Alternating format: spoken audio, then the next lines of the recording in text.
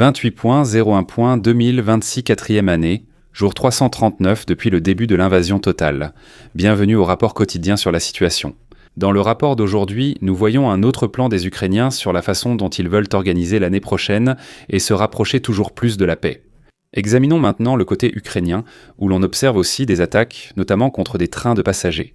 Nous voyons aussi des changements de front et, pour une fois, des mesures plus strictes de l'Europe contre les pétroliers de la flotte fantôme russe, ainsi que d'autres éléments. L'Ukraine a en effet un nouveau plan pour la paix, elle veut mettre la Russie sous plus de pression qu'auparavant. Pour l'instant, nous ne constatons pas beaucoup de pression ukrainienne, hormis la destruction de raffineries ou de dépôts de carburant. Et nous allons maintenant examiner cela de plus près. Tout d'abord, ils ont rapporté, au moment du Nouvel An, qu'ils voulaient en passer davantage à l'offensive en 2026. Ensuite, ils ont rapporté qu'ils voulaient infliger à l'avenir environ 50 000 pertes mensuelles aux Russes. Actuellement, nous en sommes à environ 35 000, et maintenant, ils ont publié la 3e mesure, qui est censée conduire à une paix rapide. Voyons comment ils vont s'y prendre. À ce jour, toutes les tentatives diplomatiques ou pressions internationales pour mettre fin à la guerre en Russie ont échoué. Dans ce contexte, l'Ukraine adopte de plus en plus une autre approche. Elle veut augmenter les coûts militaires pour Moscou au point que la guerre ne puisse plus être soutenue à long terme. En plus des offensives et pertes, les drones ont aussi un rôle clé. Déjà maintenant, selon Kyiv, plus de 80% de toutes les cibles russes sont attaquées par des drones qui proviennent en grande partie de la production ukrainienne. Les pertes russes signalées s'élevaient récemment à environ 30 000 soldats par mois, dont la plupart ont justement été causés par des drones. Longtemps, on a cru que la Russie pouvait aisément compenser ces pertes, parce qu'ils ont un grand peuple sur lequel ils peuvent théoriquement compter, et il y a aussi eu de nombreuses inscriptions volontaires. Mais cette évaluation est aujourd'hui remise en question. Les Russes paient en moins pour un contrat avec le ministère de la Défense. Les primes ont été supprimées dans de nombreuses régions et le nombre requis devrait encore diminuer. Nous voulons aussi prendre des mesures pour inclure les réservistes dans l'opération spéciale à terme. Le commandement militaire ukrainien affirme que les pertes russes dépassent désormais les nouvelles recrues, mais de peu. Si cette tendance s'accentue, Moscou devra mobiliser les réservistes qu'il comptait déjà appeler, ou bien d'augmenter la pression sur sa propre population par une nouvelle mobilisation.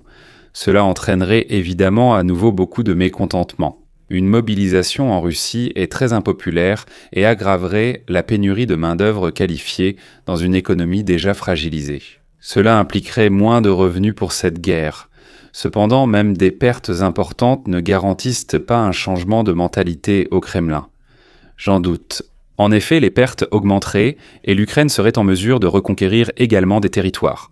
Dans ce cas, je verrais davantage une volonté de négocier que s'il ne s'agissait que de pertes élevées. La direction russe n'a jusqu'ici montré aucune volonté de stopper cette guerre, malgré les coûts élevés. À Kiev, on compte que le coût militaire et social dépassera les bénéfices des gains territoriaux limités. Pour atteindre cet objectif, l'Ukraine développe aussi ses capacités en drones. L'objectif est de généraliser les tactiques efficaces de certaines unités. En effet, jusqu'à présent, seuls 8 à 10% des unités ukrainiennes sont responsables d'environ 80 à 90% des pertes sur le front. La supériorité technologique doit continuer à être renforcée. Le nouvel objectif pour la production annuelle de drones devrait être d'environ 7 millions de drones, soit 2,5 millions de drones de plus qu'en 2025. Du point de vue de la direction ukrainienne, ce n'est pas tant une option qu'une nécessité et une question de survie à long terme. Dans la région de Kharkiv, un train de passagers civils a été attaqué par des drones russes. Au moins 5 personnes ont perdu la vie lors de cette attaque. Nous voyons souvent des attaques contre des véhicules civils, des bâtiments, des trains ou même contre des civils. La raison en est qu'un drone classique n'a généralement qu'une autonomie d'environ. Donc si les Russes lancent une attaque qui va un peu plus loin, ils consomment beaucoup d'énergie rien que pour atteindre la zone cible. Souvent, un retour ne vaut même plus la peine.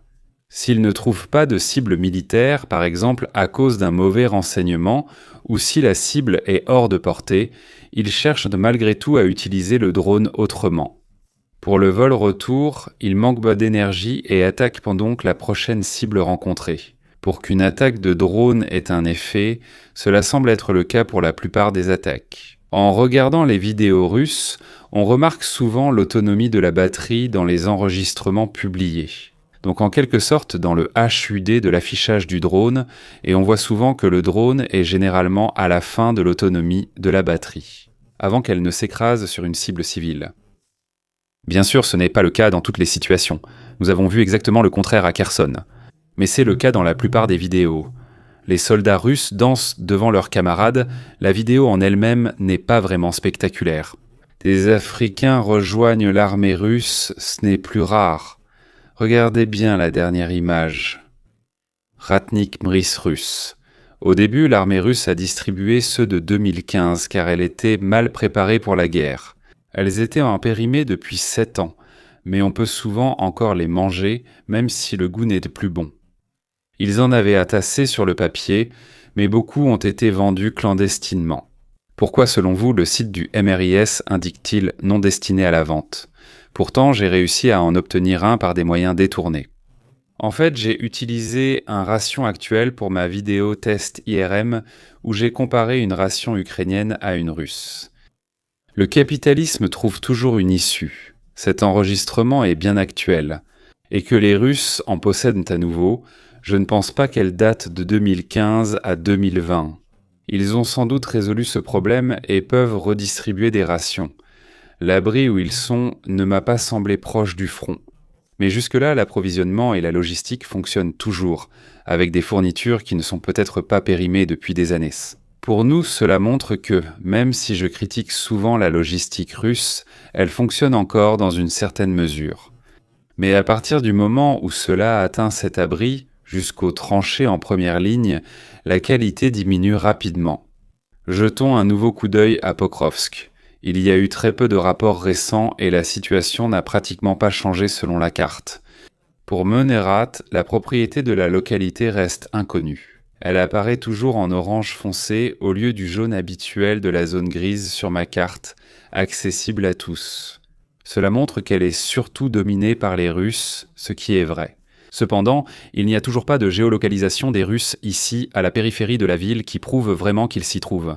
D'un autre côté, nous voyons que les combats autour de Rijne se poursuivent. Les Russes bombardent le centre-ville.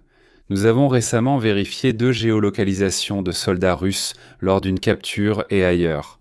Ils ont été vus se déplacer en ville. Cette zone reste grise, mais les combats sont de plus en plus signalés près de cette ligne de contact. Les Russes tentent de repousser les Ukrainiens de leur position proche par des frappes aériennes. Il n'y a d'ailleurs aucun gain de terrain à signaler pour le rapport d'aujourd'hui.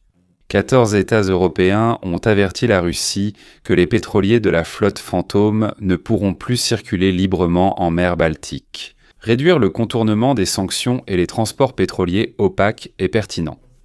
La déclaration a été signée par la Belgique, le Danemark, l'Estonie, la Finlande, la France, l'Allemagne, l'Islande, la Lettonie, la Lituanie, les Pays-Bas, la Norvège, la Pologne, la Suède et le Royaume-Uni. Le document précise que les pétroliers.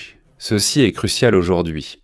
Les pétroliers changeant de pavillon, désactivant leur transpondeur ou sans document requis seront désormais considérés comme navires sans nationalité. Ainsi, ils perdent aussi la protection juridique dont bénéficiait jusqu'ici la flotte fantôme russe.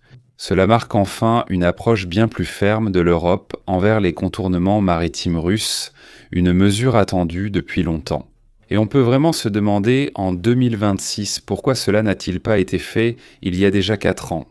Le SPU ukrainien a diffusé des vidéos d'attaques contre des aéronefs russes en Crimée occupée datant de 2025. Le SPU indique que les aéronefs russes suivants ont été touchés ou mis hors service lors de ces attaques. 2 Su-30SM, véritable cible de valeur, 2 Su-27, 2 MiG-31, 5 Su-24, 2 An-26, assez rare, 2 Mi-26, 1 Mi-28 et un hélicoptère Mi-8. Nous voyons donc ce que je dis depuis longtemps. La supériorité et les attaques de drones ukrainiens en Crimée s'accroissent. Autrefois, seuls des missiles de croisière ou à moyenne portée atteignaient ces objectifs. Mais aujourd'hui, même des drones ordinaires non interceptés y parviennent. Les images visent à prouver que l'Ukraine peut désormais frapper des cibles militaires sensibles, même au cœur de la Crimée contrôlée par la Russie. Je pense que nous verrons ici une hausse en 2026 que j'attends déjà avec impatience. Merci aux abonnés, membres, équipe Algo, ainsi qu'aux lieutenant-colonel Renek, Robert Siller, Dietrich Bredy et Mairo Hofer. Abonnez-vous, likez, commentez et à bientôt pour le prochain rapport.